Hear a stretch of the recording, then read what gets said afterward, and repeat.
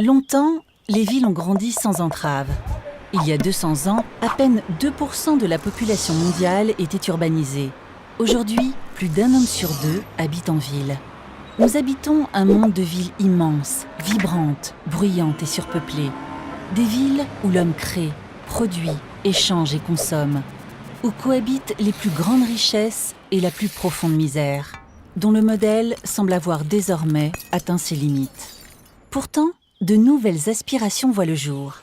Dans le monde du réchauffement climatique, de la raréfaction des énergies fossiles, une nouvelle vision de la ville se développe.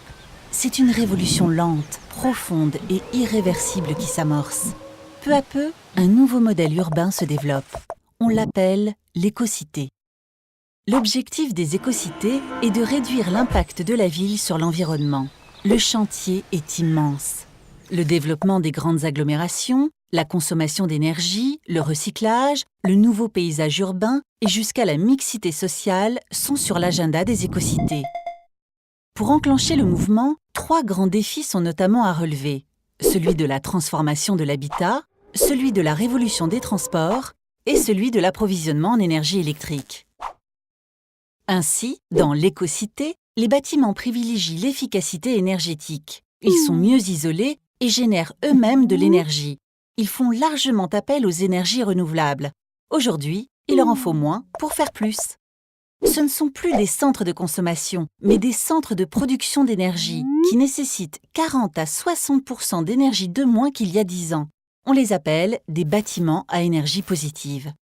Et si un bâtiment produit trop d'énergie, il la partage avec son voisin. C'est l'énergie peer-to-peer. Une véritable révolution économique et sociale. Côté transport, la révolution est aussi totale.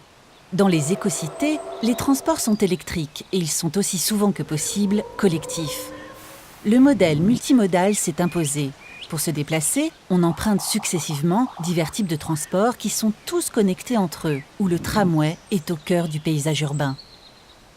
Cette double révolution de l'habitat et du transport en induit une troisième, celle des réseaux qui alimentent la ville. C'est le 3e pilier de l'écocité. La question qui se pose pour développer les écocités est en effet comment alimenter toutes ces nouvelles infrastructures électriques. La réponse se trouve dans les nouveaux réseaux. On les appelle les smart grids. Les smart grids sont des réseaux de distribution d'électricité intelligents.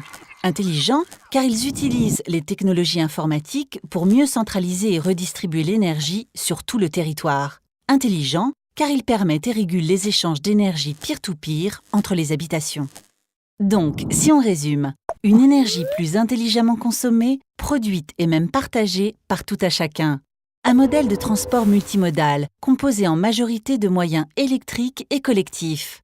L'arrivée d'un nouveau réseau intelligent d'alimentation des villes en énergie électrique, les smart grids.